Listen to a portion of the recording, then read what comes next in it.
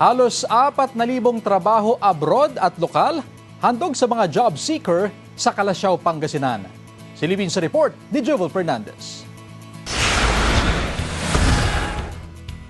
Libu-libong trabaho ang alok sa isinagawang jobs fair sa Calasiao Sports Complex sa Pangasinan.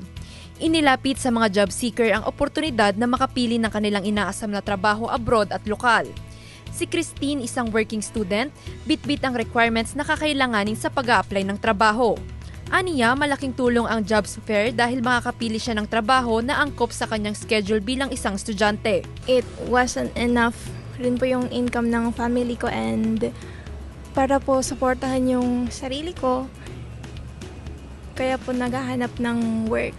Mayroon din namang mga hired on the spot tulad ni Justin na isang fresh graduate. Mabuti nga po na nag-create sila ng ganitong job fair po para po sa mabigyan na opportunities po yung mga katulad ko pong kakagraduate lang po. Meron po tayong 19 na local employers.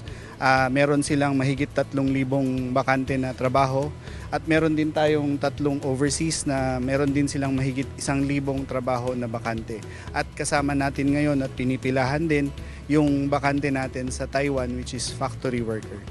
Kasama si Ron Taniedo, Joel Fernandez, One North Central Luzon.